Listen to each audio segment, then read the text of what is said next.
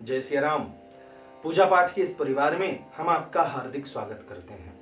नवरात्रि कितनी होती है? 2, 3, 4 अथवा 5? यह एक बड़ा प्रश्न हो जाता है, विशेषकर उन लोगों के लिए जिनको शास्त्र पढ़ने का समय प्राप्त नहीं हो पाता। आज इस वीडियो के माध्यम से इसी विषय पर हम प्रकाश डालेंगे। इस विषय को आगे बढ़ाने से पूर्व हम आपसे एक निवेदन करते हैं कि अगर आप हमारे इस चैनल पर पहली बार आए हैं तो चैनल को सब्सक्राइब अवश्य कीजिए, क्योंकि पूजा पाठ व्रत उपवास से संबंधित इसी प्रकार की दिव्याति दिव्य जानकारी हम आपके लिए लाते रहते हैं।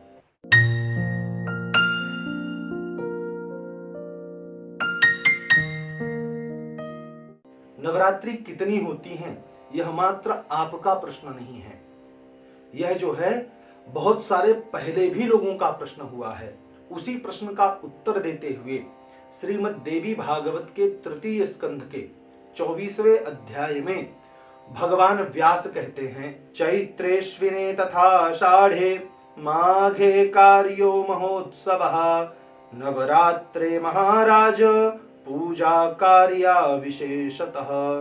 अर्थात शास्त्र में 4 नवरात्रियों का वर्णन है जिसमें आप मां भगवती देवी की पूजा कर सकते हैं। भारतीय ज्योतिष काल गणना के अनुसार चैत्र मास से, चैत्र के महीने से हमारा वर्ष आरंभ होता है। तो चैत्र मास में पहली नवरात्रि होती है। इसके बाद हर तीसरे महीने में एक नवरात्रि आती है। पहली नवरात्रि आती है चैत्र नवरात्रि, उसके बाद आती है आषाढ़ नवरात्रि, इसके बाद आश्विन नवरात्रि और अंतिम में माघ नवरात्रि। जो चैत्र नवरात्रि है इसे हम वासांतिक नवरात्रि कहते हैं। क्यों कहते हैं? क्योंकि यह वसंत ऋतु में आती है।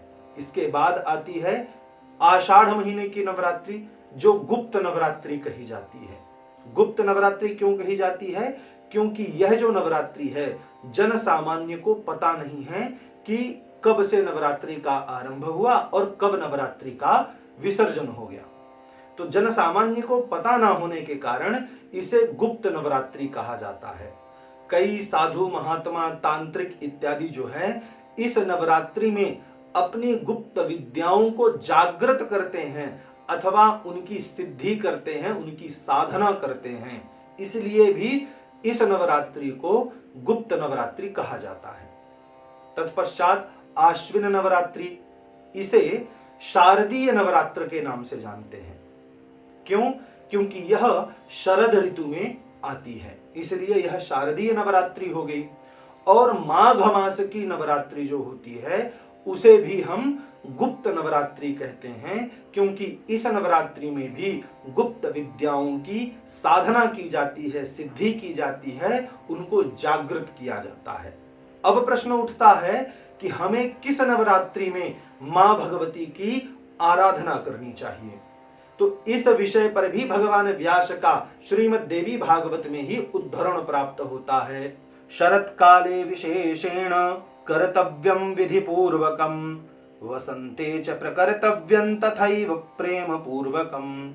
जो शरद कालीन नवरात्रि होती है, जो आश्विन महीने में नवरात्रि आती है, उस नवरात्रि का विशेष रूप से पूजन करना चाहिए। इसके अलावा जो वासांतिक नवरात्रि है, जो चैत्र महीने में नवरात्रि आती है, उस नवरात्रि में भी विधि और प्रेम पूर्वक मां भगवती दुर्गा की अर्चना करनी चाहिए अथवा उनकी साधना करनी चाहिए।